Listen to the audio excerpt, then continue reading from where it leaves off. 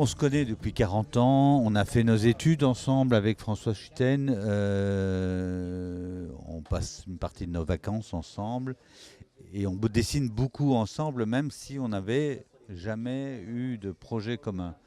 Et donc il y a une dizaine d'années, je lui ai proposé un pitch, je lui ai dit écoute, j'ai un pitch, j'ai une petite idée, je ne sais pas trop quoi en faire et est-ce que tu n'as pas envie d'embrayer sur cette idée et de donner un coup de main, si plus si affinité, voilà. C'était très informel en fait. Et donc on s'est pris au jeu, lui comme moi, et on a commencé à imaginer. Je lui ai dit voilà, moi j'ai une idée, une baleine géante, tellement grande qu'on pourrait la prendre pour une île, et que sur son dos pousserait toute une végétation, et que d'éventuels naufragés qui échoueraient pourraient y mener une vie de Robinson. C'était ça l'idée de départ, c'est ça que je lui ai proposé. Et de là, eh bien, on a commencé à délirer, on a commencé à dessiner beaucoup parce qu'on est des scénaristes un peu graphiques. On imagine souvent des montres qu'on a besoin de dessiner. Et donc on émettait des idées, on dessinait, on faisait des bouts de storyboard, j'écrivais quelques dialogues, des choses comme ça. Et petit à petit, bon voilà, ça a pris forme. On s'est rapproché de producteurs de cinéma, de script doctors, comme on appelle, bon, qui nous ont réécrit le scénario 10 fois, 20 fois, parce qu'ils adorent ça dans le cinéma. Et bon, on était approché par un réalisateur canadien qui s'appelle Martin Villeneuve, qui est le frère de Denis, et avec qui on travaille toujours à la réalisation de ce film. Donc tout ça, évidemment, est une affaire à épisodes. Et à un moment donné, j'ai dit, bon, ça va bien, ce scénario, il nous échappe parce que justement, il y a trop de versions. Et j'ai proposé à François de le faire en bande dessinée pour qu'il y ait arrêté un petit peu les choses à un moment donné, qu'il y ait une trace.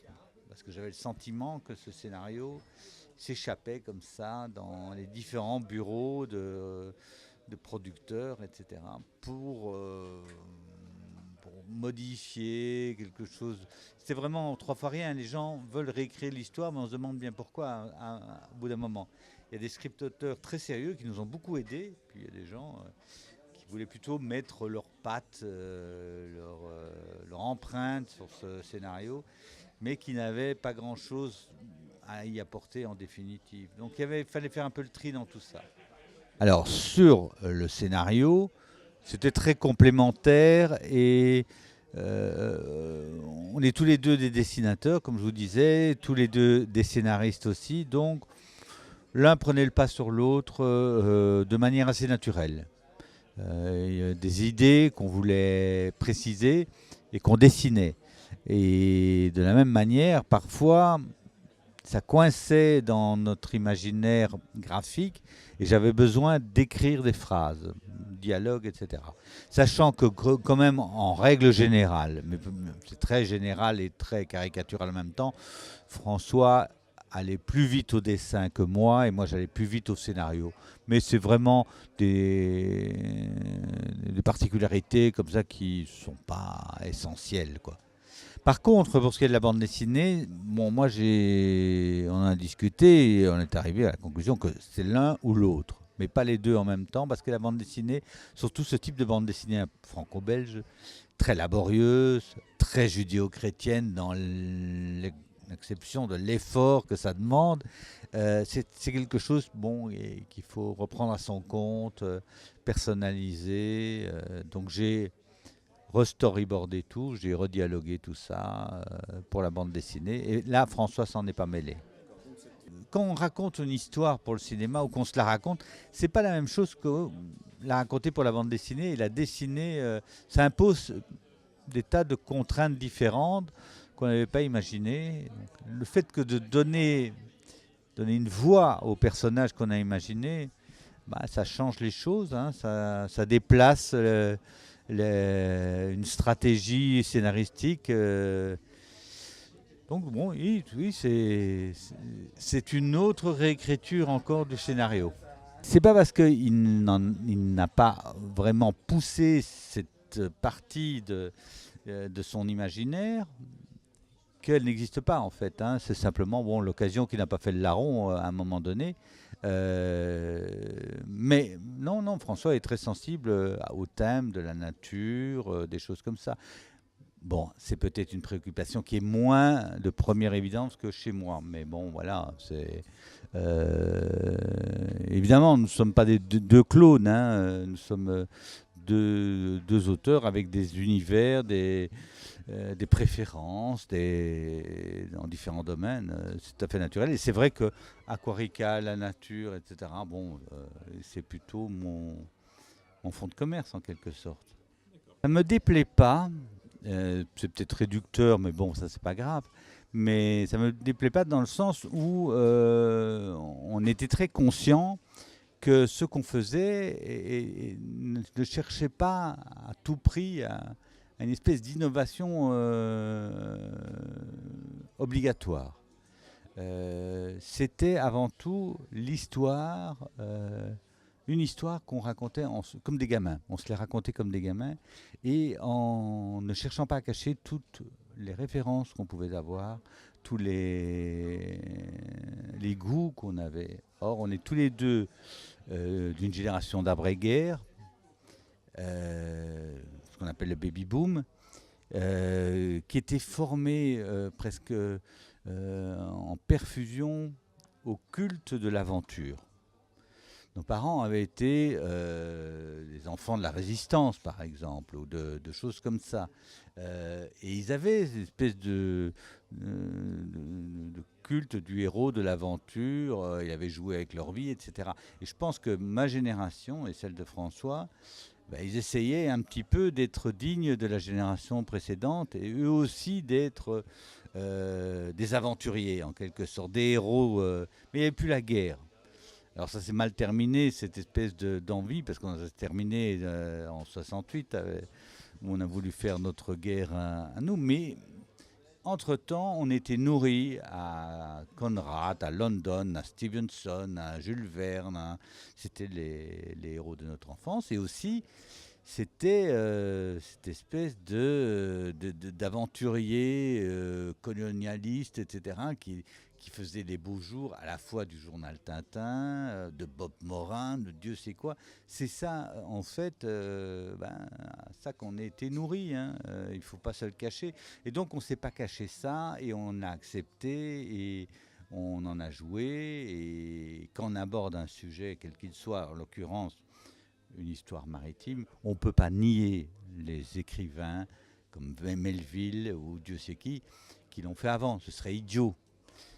N'empêche, on a raconté une histoire qui nous paraissait originale, une baleine géante, etc.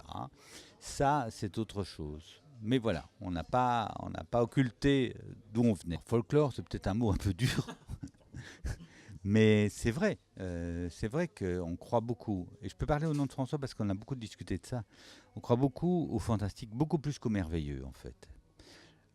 La différence, c'est le fantastique, c'est une espèce de glissement assez ténu par rapport à la réalité qui mène à l'inquiétude et à l'aventure. Le merveilleux, c'est une espèce de peur. Le merveilleux et l'horrible, c'est la même chose en fait pour nous. C'est cette espèce de merveilleux fait de tout et de rien, etc., qui fait très peur, mais qui ne continue pas. Toujours comme exemple le fait que on peut sortir ici dans la rue, en l'occurrence à Saint-Malo, et il y a une baleine qui s'échoue, on va avoir très peur. Parce qu'elle va écraser peut-être 3-4 nageurs et quelques mouettes. Et on va avoir très peur, et puis ça finit. On va se réfugier dans un hôtel, et on va en parler. Bon, ça nous excitera un moment, ça sera fini. Mais si, au lieu de ces espèces de choses très spectaculaires, on rentre chez soi et quelque chose dans notre quotidien a bougé, là on est vraiment inquiet. Si par exemple une tasse à café qui était à un tel endroit le matin quand nous sommes partis de notre appartement n'est plus au même endroit le soir quand on rentre et que nous savons pertinemment qu'il n'y a personne qui est entré dans l'appartement, que la femme de ménage était en vacances et repartie chez elle, que votre fils est parti chez une copine dans une autre ville, ainsi de suite. Notre imagination va travailler pour savoir pourquoi cette tasse a bougé de 3 centimètres. Mais c'est un peu ça la différence qu'on fait entre le merveilleux et le fantastique. C'est ce glissement ténu par rapport à la réalité de tous les jours qui nous emmène sur des voies parallèles, inquiétantes, fabuleuses, fantastiques. Et c'est un peu comme ça qu'on procède. Pourquoi pas? En fait, encore une fois, on a réfléchi quand on a commencé à imaginer cette histoire. On a dit, mais toute histoire, c'est une histoire d'amour. Il n'y a pas d'histoires qui ne sont pas des histoires d'amour, ça n'existe pas. Il faut y aller. Alors, c'est une jeune fille qui vient d'un monde totalement différent,